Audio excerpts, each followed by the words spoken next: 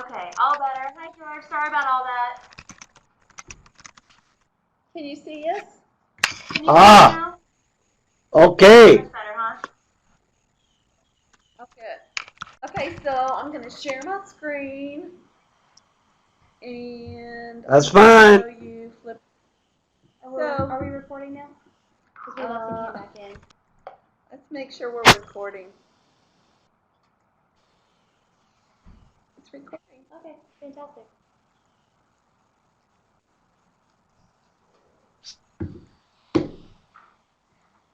Okay, so what I did is I put our overarching goals for the group. We had talked a little bit about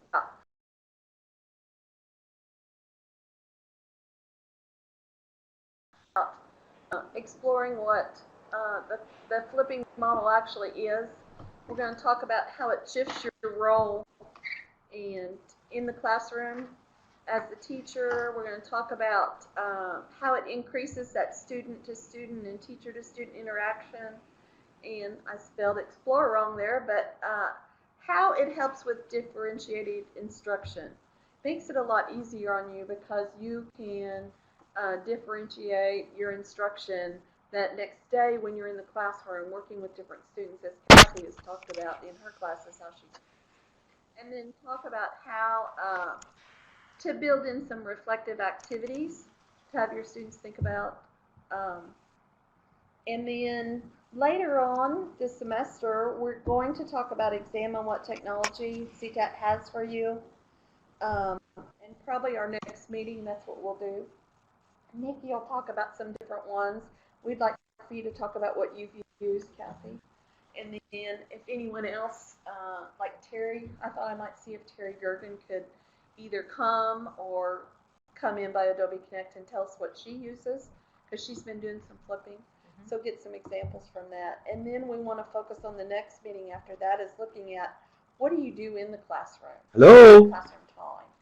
So a lot of people what to do, or sometimes I feel really overwhelmed. It's like, well, I need to make sure that they watch the videos. How do I verify that? But then how to extend the activity. So those are kind of the things that I put down. You might want to bring the microphone in front of you. Sound like George was trying to hear you. And so then individual goals on this page. Emily filled hers out. And I filled mine out. So Nikki and George and anybody else that's watching this recording but can't attend, you can fill out your goals on here. Kathy tried to fill hers out, but there was a problem. And I think it was probably because I was on here working at the same time Emily was and she was. And I recorded our meeting. So under our panel here, I recorded our meeting from last time and I put the notes on what we did. So Stacy Bradshaw can't attend, but she would like to be able to know what's going on. And then our meeting agenda for today is basically that first goal. And then we want to establish the rest of the meetings for the semester, the dates, and then decide what we're going to cover next semester. I mean, next class, the next meeting. I was thinking probably have Nikki do the, like what kind of technology we have before we really focus on what's in the room, what to do in the room the next day. We thought we might talk about the technology first. So, and get some people. So that's kind of the agenda for today. And I just wanted to show you what else was added to the site. I added a resource folder, and under that resource folder are some different pages. If you want to go back, you can go back and look at the pages that we have, but I created this folder, and there's some articles, some books, examples of flipping, some learning objects, and a couple listservs, I think, or maybe discussion boards. I can't remember which one it was. But so I've got resources on these pages separately. Like, if you guys find any articles, it's going really slow, isn't it?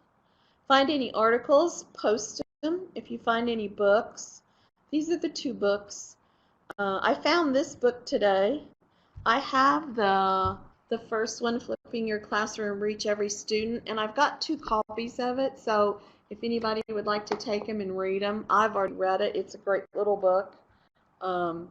We also have some money in CTAT to buy you a book, or you were talking about some DVDs or something that had some resources. So if you let us know about that, I talked to Kathy Rhodes and she said we could like buy, if you find a book you really like, we could buy you all a copy of it or some DVDs or something. So as you're out there researching and reading and stuff, if you run across something you would like, I'm going to check out this second book because I just found it today and see if it's any good or not. It looks like it was more discipline specific. It broke down by disciplines. Nice. That's really nice. So I'm thinking that might be the book that we want. This one is just a simple one from the first book. Is just a simple one from the 2 guys that started flipping, and it's just basically a basic book about flipping. It doesn't really break down disciplines, but the other book broke down disciplines, and people in the different disciplines told what they did. So it looked, Amazon just gives you a peek. So it looked pretty good to me. So, and there's just some examples of flipping. This one is from St. Cloud State, from Kristen Carlson. She does what Nikki and I do here on this campus at St. Cloud State, and her husband flips at one of the community colleges, and he came in and did a presentation for us on what he does the next day and stuff. And I think that's what that recording is. And then there were some learning objects. One of the other faculty members posted up there some learning objects about flipping and stuff from some different repositories. So just some videos to watch. These are videos, and the faculty members that posted these actually put a little bit of paragraphs describing some of this stuff. So that was really nice. Just kind of stuff that we built. I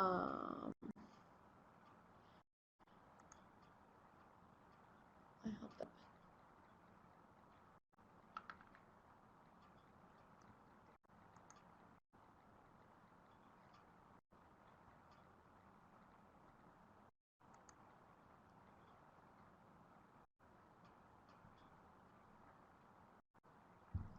Keep saying work performance. You already knew that. That's why I like Max. So I'm going to put my paperwork in front of me so I know everything. I need to make sure I cover everything here. So today we're going to talk about exploring the flipped classroom model, talk about how it changes your role from sage on the stage to guide on the side. We're going to explore how the flipping your classroom increases interaction and stuff. So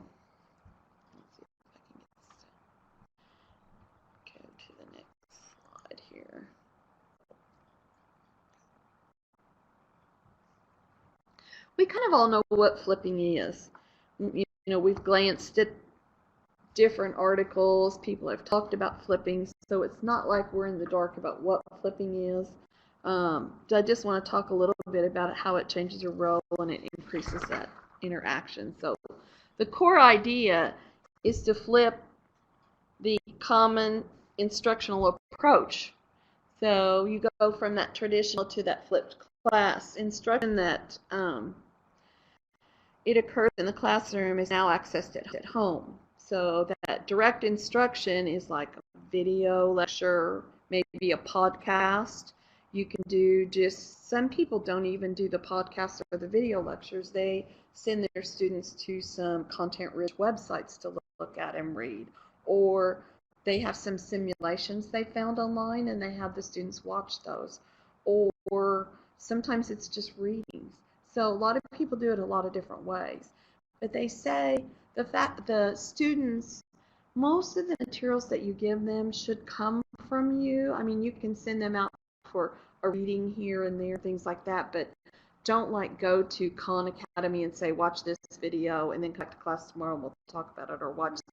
They need to see you and hear your voice. And they said about 90% of the time. You can kind of use some other stuff, but when you start using a whole bunch of other stuff, then they start saying, you're not teaching me. You get paid to teach me, but you're not teaching me.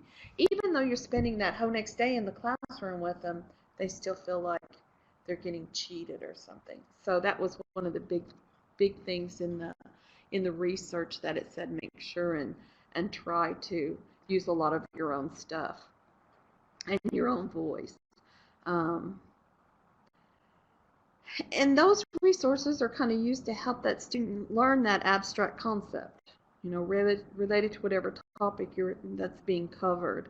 And then the classroom becomes a place where active engagement with the content takes place. So with that guidance of you as the instructor, you're guiding that student. So that next day you want to focus on the material they watched the night before. It's not like I'm going to let them watch this video and then tomorrow I can move on to something else because I want to get some more content crammed into this course. You've got to focus on that content that they watched or read about or listened to a podcast on the night before. You've got to expand on that. Well, especially when you're tying activities to the lecture that they've watched the night before, then they have a responsibility to make sure that they've actually watched it, or they've actually engaged with whatever the activity is that they've done outside of class, because it's too easy if it's not tied to any sort of activity, or if it's not tied to any sort of assignments or grades or in-class points, for them to just skip it, and then they're really not getting that content. But when done properly, if they do go watch those lectures, or if they do engage in the material, then you have a chance to dig deeper and explore the content and the ideas of the classroom. So. Yeah, and that's the big thing. There's probably many times you stand up in front of the class and you lecture and you think, I wish I could get deeper into this, or I could expand on this. You don't have the time because you've got these things that are set that you have to cover. So this gives you that opportunity. And anytime while I'm talking, if you have experiences, things you've been flipping, just talk. Okay. It doesn't bother me if you interrupt me, because sometimes I see you nodding and I'm thinking, I want you to add your experiences here. Okay. All right. And especially because like Stacy and a few others are going to be watching this, so I'd like for them to hear about your experiences as we go along here. So what the flipped classroom model does, it allows students to watch the lecture at home and absorb that information at their own pace. So they can rewind it if they need to rewind it as many times as they want. They can slow it down. They can take a break, go walk in the other room, pause it, come back. It gives them more time to take notes. And there's many times when I was going through my PhD program, I wish I had that, because I would record the lectures with a little recorder, and then I would go back home and redo my notes and stuff because I just needed to hear that again a couple of times. So it gives them that opportunity. It also allows the students that the opportunity to go back to the lectures to view key concepts for an exam, or guide them through a project or a paper. So let's say you have 3 or 4 classes you've flipped, and then you're going to have a midterm. They can go back to those videos and watch those and just say, go back and watch those videos. It's a good review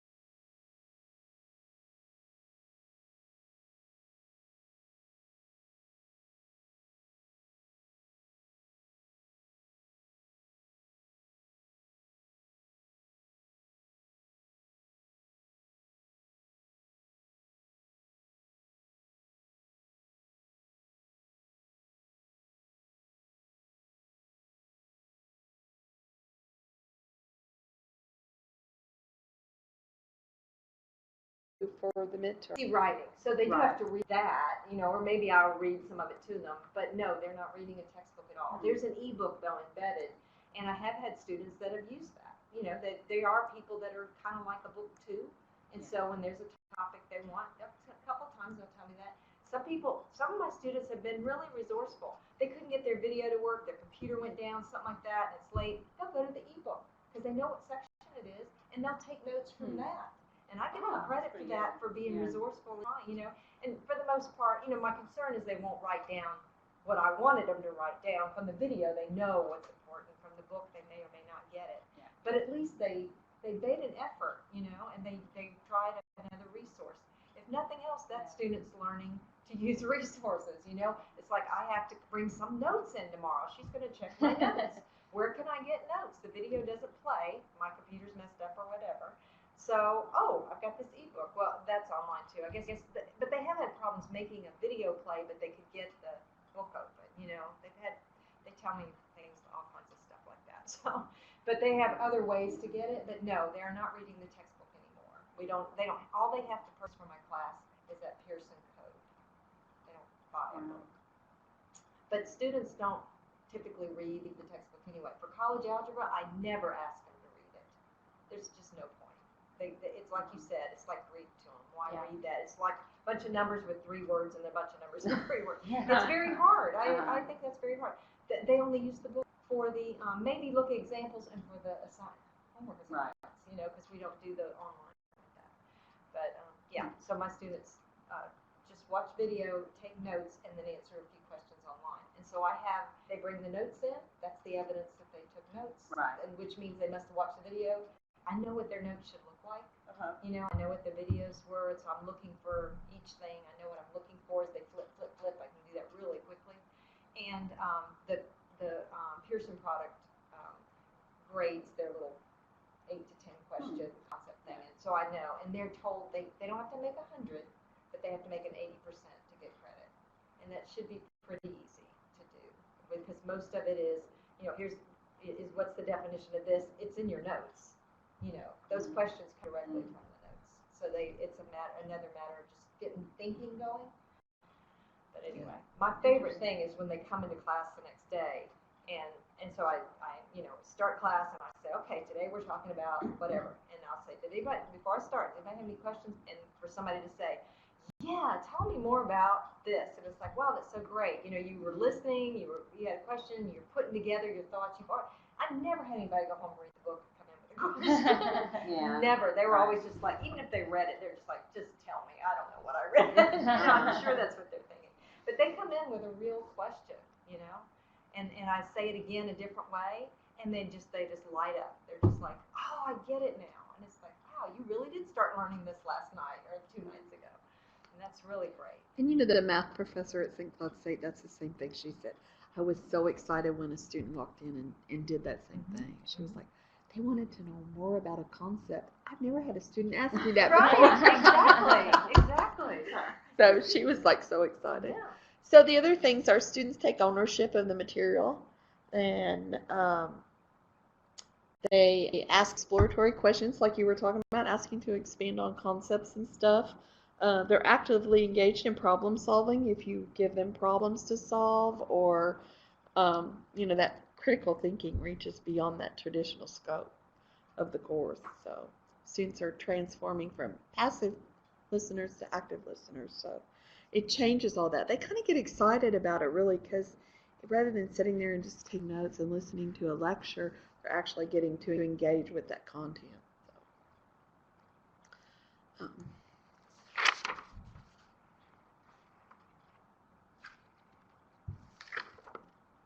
So this is something that I created because I wanted you to think about blooms and think about how you can see those 2 lower levels of Bloom's taxonomy. That learning takes place at home. And then the top 4 levels take place in the classroom, whereas before that didn't happen. So those lower levels of Bloom used to happen in the classroom, and you never got to expand on the others because you never really had the time. and most of the time you've got so much content that you can't get to those higher levels. So it gives you that opportunity to expand on those.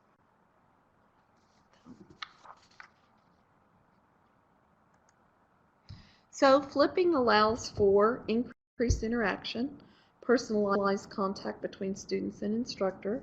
Students take the responsibility for the learning. The instructors become the facilitator.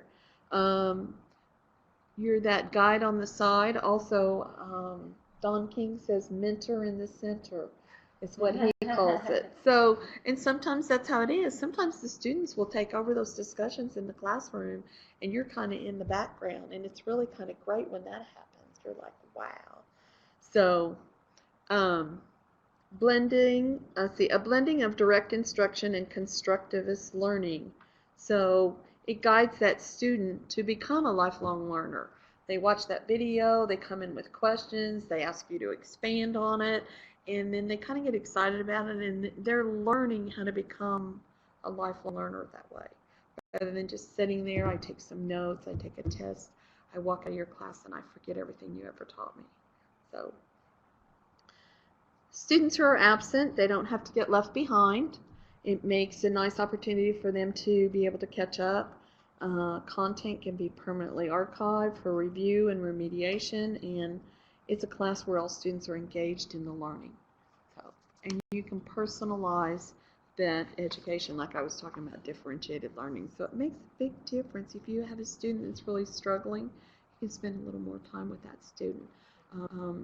One of the math professors at St. Cloud State, she had them, she kind of did what you did, but when they came back in the next day, she had them work in partners, and then she would work one-on-one with the people that were having trouble, because she had a lot of people that were having trouble, so it gave her more time to work with them when people were partnering up with someone else.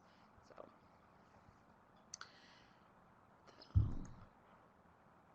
it's just kind of one that I copied from the traditional model and why this all kind of took place. So, and the most important thing that you need to really remember is the videos viewed before class are only valuable if you do something in class that day, next day, to build on that. I think I have that slide here. So make sure that you build on that so that they can gain a deeper understanding and stuff. That's the most important thing not to, forget about, that you've got to build on that.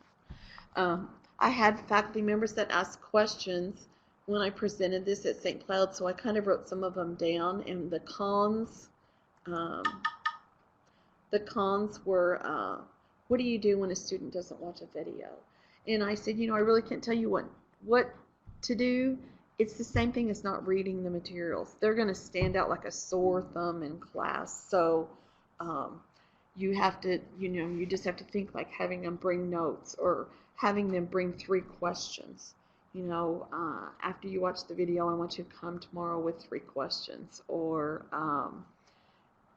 ask them to post to the discussion area in D2L, or you could give a little short quiz. Some people will give a little short quiz every day, the next day, just like they have 3 questions posted in D2L, and the students come in the classroom, and this one had a computer, she taught in a computer class. She said, I just have them sit down at the computer and they have to answer the 3 questions in D2L, and they don't know what they're going to be. So it's not questions over the whole video, it's just I pick 3 randomly, I like and that. so they don't know what I'm going to ask about. And I was like, that's really good, but you have to have a computer lab to be able to do that one. So, but that's what she did. There's software out there that will track it if they're watching it, and I've got that note written down, but I don't remember which software that was. I should have noted that. We need to probably look into that. The thing is, to me though, if they're okay, so they've got it on, that doesn't mean they're That doesn't mean watching. they're watching. That's why I You know require what I the mean? notes. Right. So yeah, I would think they're. I mean, it'd be nice to know if they got it, if they've at least tried to watch it. But still, to me, the really way to figure out if they really watched it is like the questions or quiz. And when I flipped, I didn't ask them questions. I didn't have them bring notes in. I didn't. I said I didn't care I didn't care. they didn't watch it, they were not going to be able to do the work the next day. Right, But we were doing projects. So when we Uh-huh. were using technology software, and so they were building projects and different kinds of software. So they had to watch the video to be able to know what to do the next day, else they were totally lost. So I Yeah. really didn't do that. But I've had a lot of people just tell me a lot of different ways that they did it. Just that one lady when she said, "Oh, I just asked 3 questions and that's it," but you never know what part of the video I'm going to ask a question about. I was like, that's a really good idea. So the other one was the student cannot ask questions during the lecture. So you're giving a lecture in the classroom, students can raise their hands and ask you questions. Well, if they're watching the video, they can't. So you just want to make sure that you tell your students, when you're watching this video, if you come to something and you're really confused, take notes. And the first thing I do when I come to class every day is say, anyone have questions about the video you watched last night? So we can address that first thing so it's not, so they're not lost as you're moving on. So you can also give them a place to post the questions. Like in D2L, I had one faculty member said she just has a question and answer section in D2L. And on my online courses for St. Cloud State, I always had a section in the discussion area, and it was called question and answers. And I told the student, I'm not responsible for that section. We all are. So whoever posts a question, anyone reads it, can answer it. And I mean, I would check it every day and I would post answers, but most of the time the other students would answer before I ever got to it. So they say that's a good way to do it. Or you can do Twitter and have them have them tweet about their question, so then other people can answer it there too. So Some anyway. students are kind of different because they're like a big family. I mean, it's like they work together 40 hours a week, and they each class has a Facebook for their class, and I know that they're asking each other questions constantly. That's great. I don't know I'm not a member on it, but kind of similar. So, and that's all I have. The biggest thing I told you is just remember you need to build on that content from the day, the next day when you're in the class. This PowerPoint has some resources here at the end and stuff, and it's posted on this PowerPoint's posted on our site. It's hard to see up here where.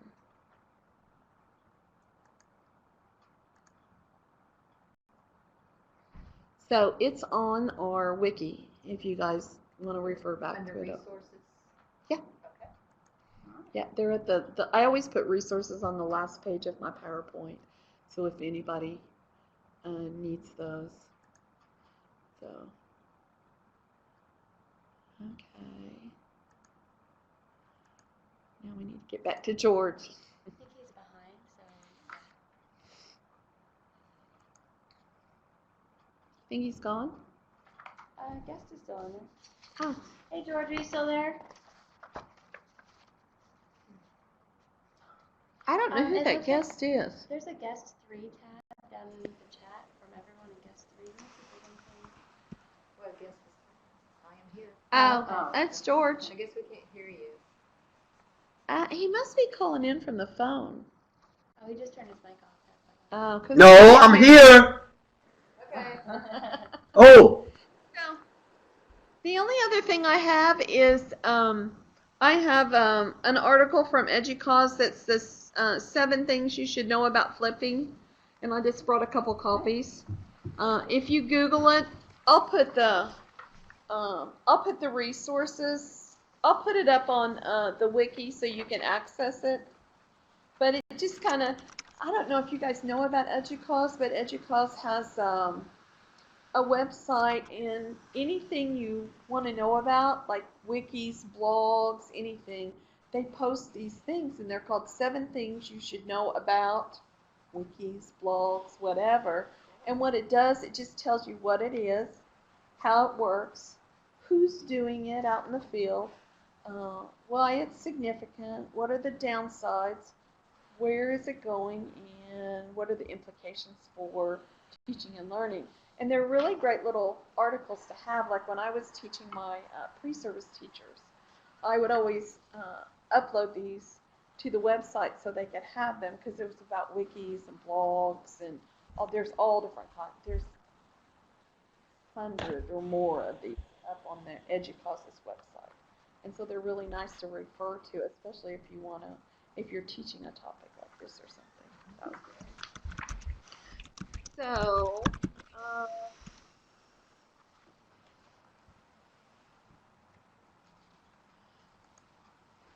I'm going to share my screen here again if I can.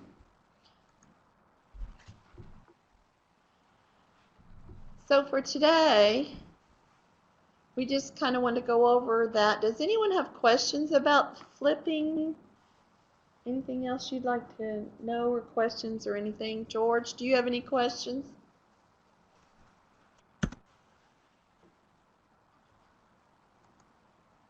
No? Can you hear me? Yeah, we can hear you. All right. No, that was good. I enjoyed the session, and maybe next time today I had a meeting, but next time I'll make sure I'll stay in the meeting with you guys, so the same room. Oh, today he had a meeting, so I couldn't be here. He said maybe next time he'll be here. Oh, okay. So the only other thing I have on the agenda is establish the rest of the meetings for the semester. I don't know how often you want to meet. I know Wednesday at 3 o'clock is fine with everybody, but I didn't know if you wanted to meet every other week. I don't know.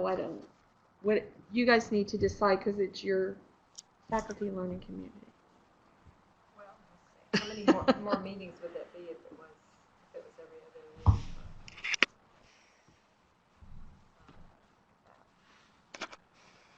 I don't know, Emily, what you're thinking? I personally don't feel like we need to meet every week. No, I don't either. but Yeah, I think like we met like 3 times at St. Cloud State, and that was it. But we met 2 hours at a time, so we already know. Yeah, we want to talk about technology next time. Yeah. Okay. Today's the 2nd, so next Wednesday is the 9th, the following is the 16th, so I'm going to be out of town the 16th. Mm-hmm. So as far as talking about Yeah, technology, that I would won't be be. available Yeah, that we need day. to do it maybe go to the next week. Just this time. Oh, and you- we're going to be in Memphis the following Wednesday. Oh. So 23rd. so for this month, it's either next Wednesday on the 9th or the 30th. Or if we did talk about maybe a different day of the week, but I mean that may not change any of that. I don't know, because you maybe go on Tuesdays too. I don't know. I'm usually over here on Tuesday, Wednesday. So, But I mean, but as far as October goes, I'm going yeah, on that sounds like home trip. Yeah, I don't think it'd make a difference. I'll Tuesday be morning. here Tuesday the 22nd, and then we go to Memphis the 23rd, which is a Wednesday. So the 22nd, which is a Tuesday, I'm available. I don't have anything else scheduled that day.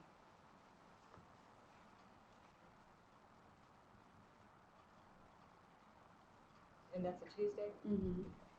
I would probably have to leave here by Oh, that's right. 3:30 that Tuesday. On that Tuesday, yeah.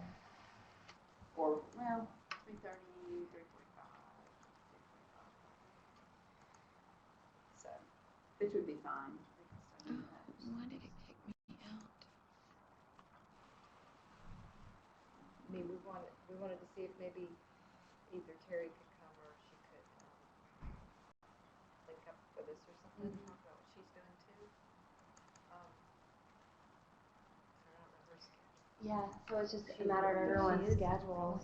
Yeah. This week was Atlanta. Next week, or can she come somewhere? This coming week's in Atlanta, I think. I mean, they'll leave it today. They're already gone. Yeah. But then I think she's back after that, but I think that's the end of the conferences, because they had Oh, that other one last Nashville, they already Friday. went. Okay. I did Nashville, and I did. Okay.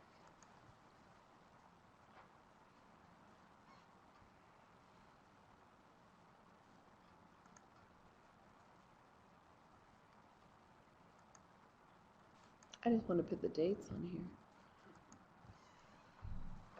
Well, it looks like it's either 22nd or the or 30th. or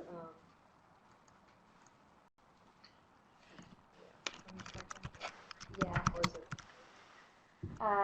22nd for a Tuesday, and or the 30th for a Wednesday. October 22nd, which is a Tuesday. And then what was the other one? Or the following week. Yeah, we're trying to figure out an order that. If we're trying to get other people, do we need?